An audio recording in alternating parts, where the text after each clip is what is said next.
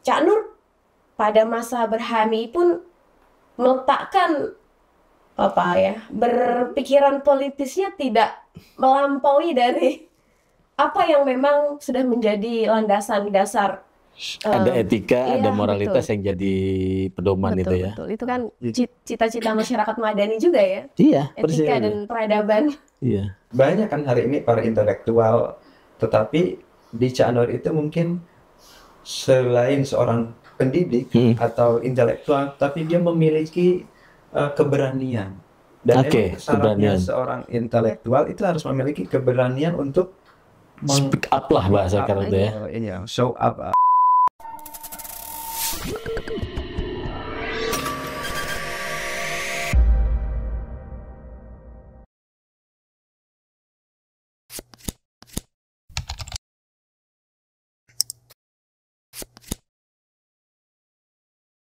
Bismillahirrahmanirrahim. Assalamualaikum warahmatullahi wabarakatuh. Para pemirsa podcast Cak Nur yang berbahagia, selamat datang di podcast Cak Nur. Ini adalah podcast yang diinisiasi dan dikembangkan oleh Cak Nur Society dan mendapatkan dukungan dari Yayasan Wakaf Paramadina. Kami mengembangkan podcast ini sebagai ikhtiar kami untuk terus merawat pikiran-pikiran Cak Nur, memperbincangkan ulang kembali gagasan-gagasannya dan melakukan kontekstualisasi terhadap pikiran-pikiran Cak Nur, karena kami merasa bahwa ada banyak sekali pikiran-pikiran Cak Nur yang masih sangat relevan dengan situasi kita hari ini dan seringkali menjadi jawaban terhadap problem-problem yang kita hadapi belakangan ini. Karena itu podcast ini, perbincangan ini terus kami hadirkan sebagai harapannya adalah bisa menginspirasi banyak kalangan. Karena itu jangan lupa untuk selalu menekan tombol like, share dan subscribe sehingga ada banyak sekali orang yang bisa terinspirasi dari perbincangan-perbincangan kami di kanal ini. Nah, pada kesempatan kali ini kami akan bicara tentang bagaimana sosok Cak Nur di mata anak-anak muda. Topik ini kami ketengahkan karena kami merasa bahwa Cak Nur ini kan kita kenal sebagai seorang pembaharu pemikiran Islam yang pikiran-pikirannya tidak hanya diperbincangkan oleh kalangan-kalangan generasi lama begitu ya. Pikirannya juga merembes ke generasi-generasi kita hari ini, dan karena itu kami ingin melihat bagaimana sebetulnya respon anak-anak muda terhadap pikiran-pikiran Cak Nur. Bagaimana sebetulnya mereka mendialogkan gagasan-gagasan Cak Nur tentang, katakanlah tentang beragama inklusif, tentang demokrasi, tentang partai politik di dalam konteks aktivitas anak-anak muda hari ini. Nah, untuk memperbincangkan tema ini, saya ditemani oleh dua orang teman saya, narasumber saya. Biasanya saya ditemani oleh satu orang, tapi hari ini saya ditemani oleh dua orang narasumber. Mereka adalah Khairotun Nisa dan Ahmad Suparlan. Selamat datang Nisa dan Parlan, saya panggilnya begitu saja. Ini adalah dua orang anak muda yang katakanlah akrab dengan pikiran-pikiran Cak Nur.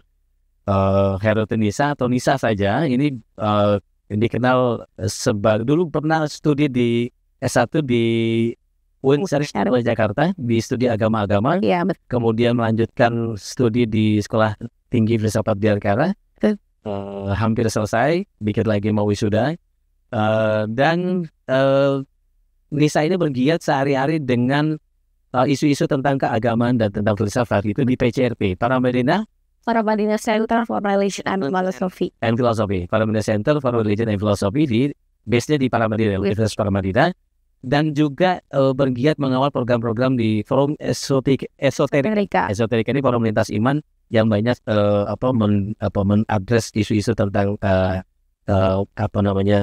dialog antar iman gitu ya, beragaman.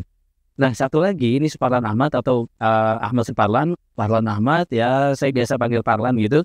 Ini mahasiswa psikologi S1 prodi psikologi di Universitas Paramadina. Sekarang menjadi aktifnya itu menjadi ketua umum HMI Komisariat Universitas Paramadina ya. Oke, siap. Nah, Nisa ini juga sekarang giatnya di Kohati PBHMI. Iya, betul. Nah, gitu. Ini jadi kalau lihat latar belakangnya, ini ada dua orang yang saya kira anak muda yang dekat dengan pikiran-pikiran Cak Nur. Ya, setidaknya di dalam, kalau di universitas itu dekat dengan diskursusnya, dan dalam konteks kegiatan juga memang selalu bicarakan tentang gagasan-gagasan seperti ini. yang inspirasinya salah satunya oleh Cak Nur. Nah, yang pertama ingin saya tahu sebetulnya kapan pertama kali Nisa dan Parlan ini mengenal pikiran Cak Nur? Karena bertemu langsung kan enggak. Itu ya. Nah, ini kapan pertama kali tahu gitu Cak Nur gitu? Mungkin Nisa dulu. Oke. Kalau saya pertama menangkap pertanyaan itu ya, pertama kali kenal Cak Nur, bahkan kita nggak pernah bersinggungan langsung sama Cak Nur, nggak pernah melihat mukanya Cak Nur sama sekali. Tapi saya pikir saya adalah orang yang cukup beruntung karena sampai hari ini saya masih dekat dengan Cak Nur dan kemudian mengenal keluarga dan circle-circle-nya Cak Nur atau ya komunitas Cak Nur seperti Urban Civism dan lain-lainnya, Cak Nurian. Pertama kali saya mengenal Cak Nur tentu karena HMI.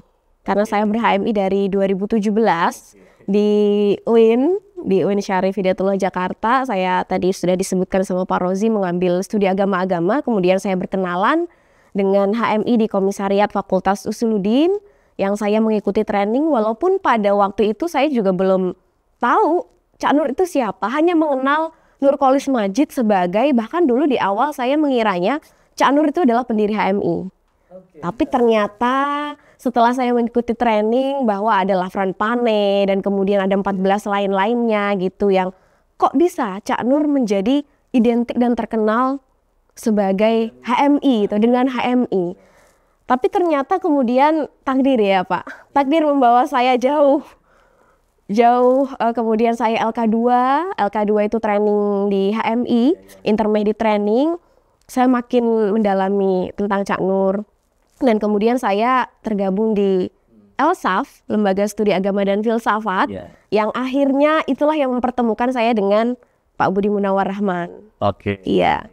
Jadi pertama kali saya kenal Pak Budi Munawar Rahman yang dimana barangkali beberapa buku-buku tentang Cak Nur itu juga ditulis oleh beliau, salah satunya Ensiklopedia Nurkolis Majid. Iya, itu dia, itu monumental sekali itu karya itu.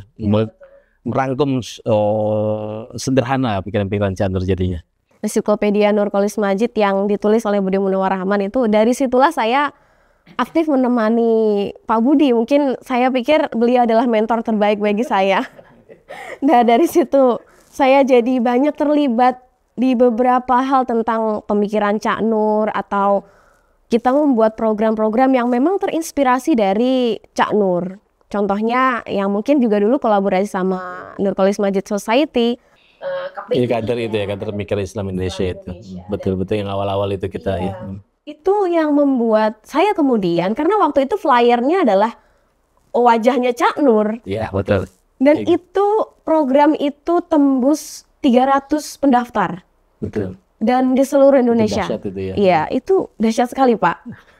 Itu yang membuktikan waktu itu bagi saya pribadi, jadi nama Cak Nur sebesar ini. Makin saya penasaran kenapa gitu. Begitu kemudian saya menemukan satu teks ya. Satu teks di tahun 1970-an. Iya. Teks yang pertama ditulis oleh Cak Nur yang kemudian bukan pertama ya, Win. Teks yang kemudian memicu atensi banyak pemikir. Betul, atensi banyak pemikiran perdebatan waktu Cak Nur menjadi ketua PBHMI ya di tahun 1970-an, mungkin periode kedua kali ya Pak. Ya, periode kedua. Yang mempertemukan diskusi dari ormawa-ormawa, organisasi mahasiswa, akhirnya muncul isu sekularis. Ya, sekularitas dan lain-lainnya gitu.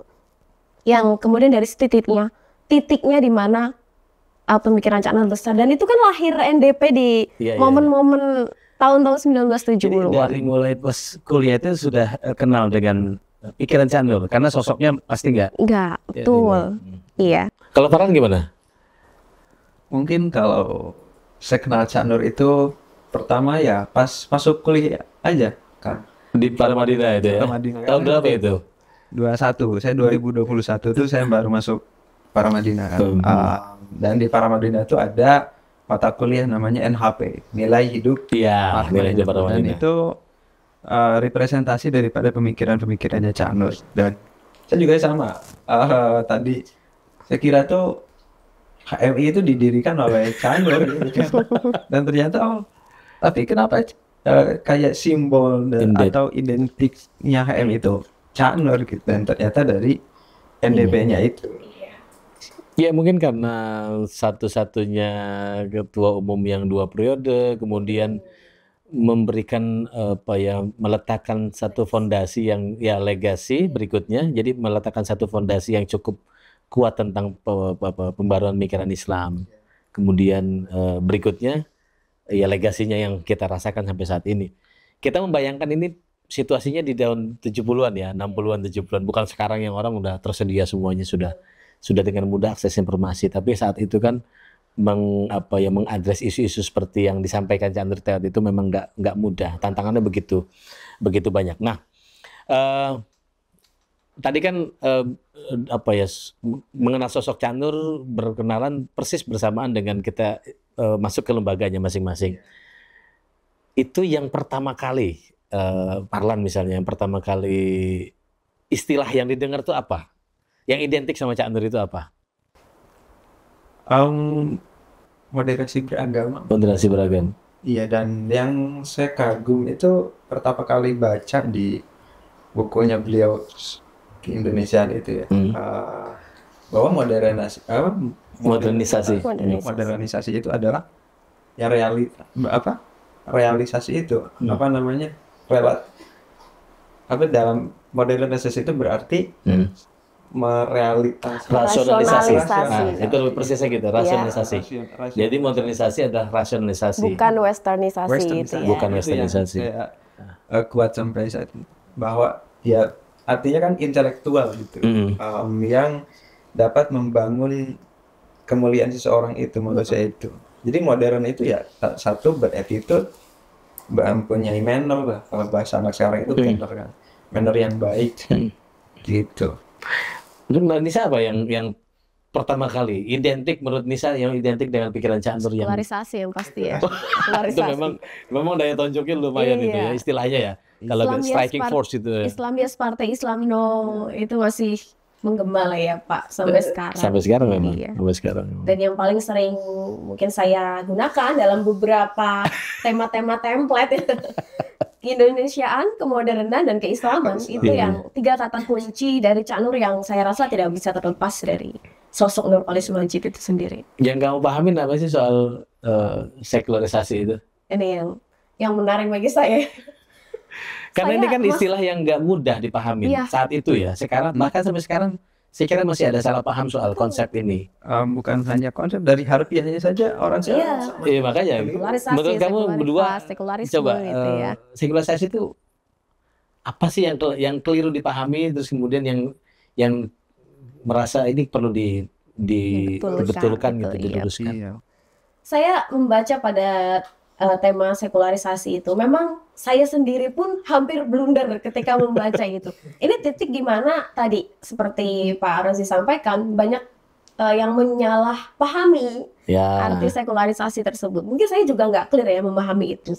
Yang pasti pembeda antara yang sakral dengan yang profan, itu titiknya seperti apa, yang kan kemudian ada negara dengan sistem sekularismenya memisahkan antara agama dan negara yang akhirnya berkelidan dengan itu.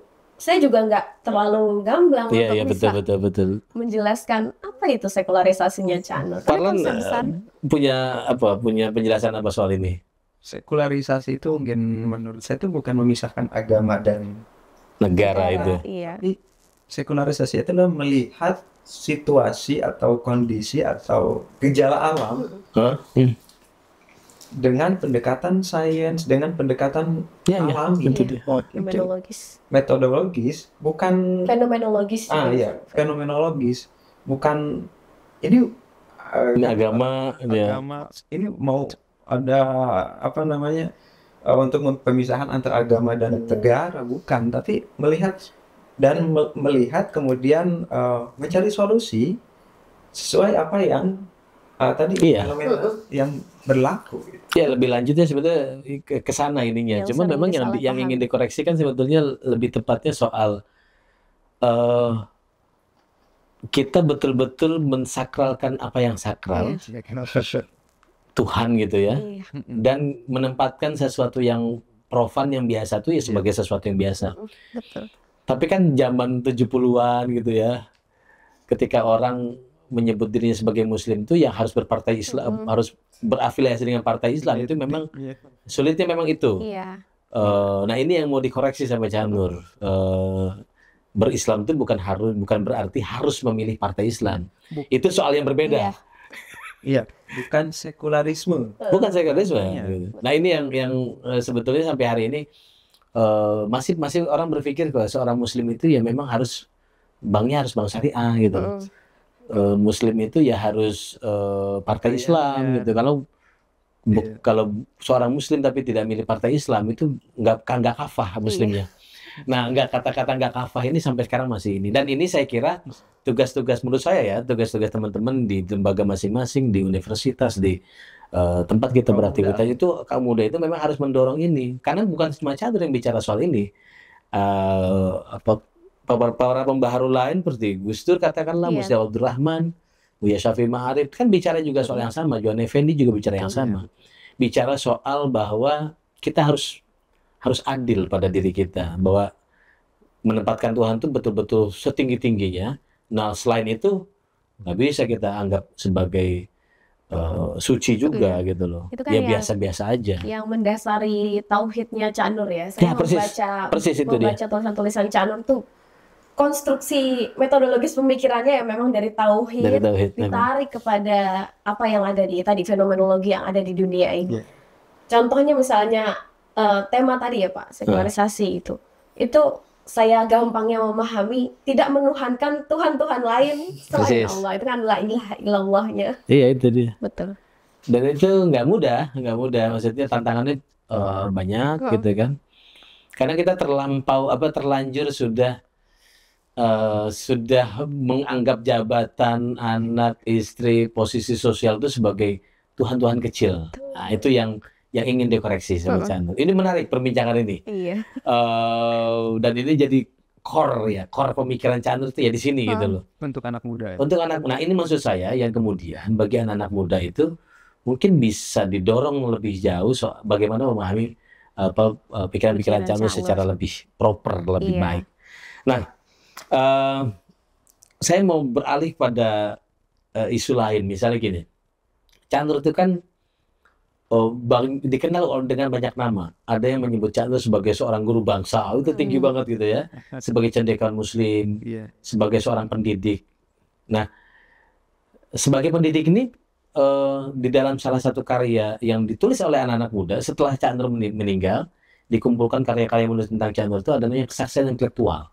Itu diterbitkan Paramadina. Nah, dalam satu endorsement itu Gus Dur itu nulis bahwa Cak Nur itu adalah seorang pendidik yang melakukan edukasi kepada umatnya secara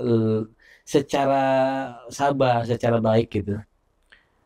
Setuju nggak dengan label Cak Nur sebagai pendidik gitu?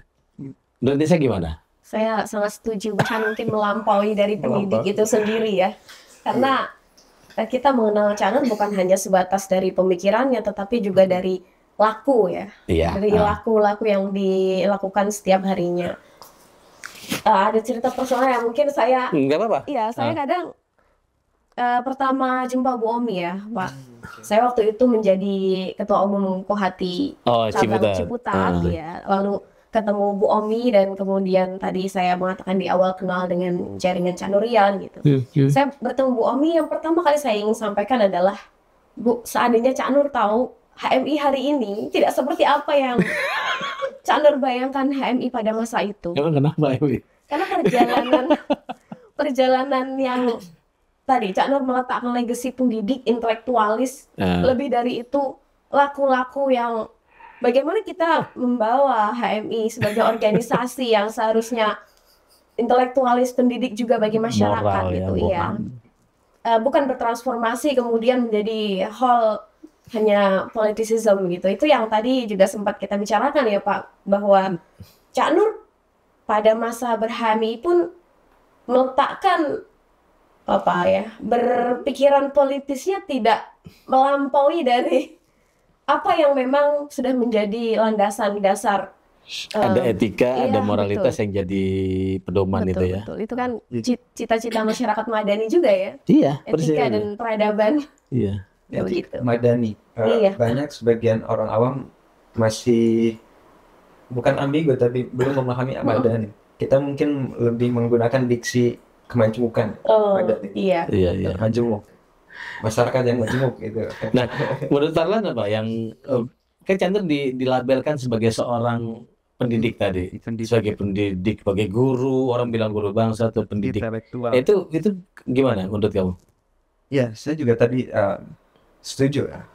Beliau sebagai pendidik, kemudian sebagai intelektual, yang mana banyak kan hari ini para intelektual, tetapi di Cak Nur itu mungkin selain seorang pendidik atau intelektual, tapi dia memiliki keberanian. Dan Oke, emang syaratnya keberanian. seorang intelektual itu harus memiliki keberanian untuk Speak up lah bahasa sekarang itu ya. show up. Kemudian selain dari itu, beliau juga mampu mengaplikasikan dari menuangkannya itu dari dirinya, dari sendiri dulu gitu, dari diri ke keluarga baru ke yang lain. Kalau kata Cak Nur tuh ada apa yang menarik gitu ya bagi Apa itu? saya. Ide dan pikiran betapapun anehnya perlu diungkapkan. Setuju. Ya. Jadi mungkin dalam The Idea of Progress ya, itu luar biasa sekali menurut saya, keterbukaan pemikiran, kebebasan untuk berpikir, Cak Nur menekankan dalam hal itu. Ya, penekanannya itu kita sebagai intelektual, kaum intelektual yang tadi inklusif, bahwa kita tuh harus beragama secara inklusif. Iya. Nah tadi menarik, Nisa dan Parlan bicara soal seorang pendidik yang punya keberanian, Iya. keberanian untuk menyatakan yang benar adalah benar. Iya. Ini sesuatu yang kalian ungkapkan, tapi dalam situasi kita hari ini kan nggak mudah gitu, karena itu juga yang disampaikan oleh Bu Omi sebetulnya di dalam beberapa kesempatan itu, yang seorang intelektual cendekiawan itu kampus gitu ya, sering juga disampaikan di Paramadina sebetulnya, karena Bu Omi menyampaikan itu kan karena merasa Paramadina itu rumahnya, karena dengan enak saja bicara soal intelektual di Paramadina itu harus lantang bicara kebenaran gitu. Iya. Terakhir di acara yang Pak Mahfud di Kemarin. Trinity, Iya. ya kan menyampaikan bahwa ya seorang intelektual itu, seorang cendekiawan, artinya kampus ya, yang mengajar, bicara di mana-mana, itu harus bicara lantang pada yang mengatakan yang benar adalah benar. Nah, situasi kita hari ini memang agak sulit. Betul. Sulit untuk mengatakan. Tapi memang Yang benar itu yang diperjuangkan, betul saya kira. Nah, dalam beberapa gambaran Cak Nur disebut sebagai seorang yang antara pikirannya, tindakan dan perasaannya itu satu tarikan nafas gitu loh. Itu yang saya kira anak-anak muda sekarang tuh harus belajar. Ini warisan yang kita dapat dari Cak Nur. Tadi Nisa dan Parlan kita bicara banyak soal gagasan-gagasan Cak Nur tadi yang penting tadi, yang bisa jadi fondasi kita bicara tentang etika dan moralitas. Nah, saya nggak tahu ini bagaimana ide-ide besar ini, katakan begitu ya, ini didaratkan kepada anak-anak muda sekarang. Anak muda Gen Z ini kan, saya tuh ingat istilahnya Reno Kasali, Prof. Reno Kasali di UI itu, ini generasi strawberry nih, didiemin busuk, ditekan hancur gitu kan. Ini jangan apa nih? Ini kan pikiran-pikiran besar, itu bukan hanya Cak Nur tentu saja, tapi ada banyak sekali pikiran-pikiran besar dari guru bangsa, dari para pendiri bangsa dulu. Ini ditangkap ke anak muda ini gimana caranya?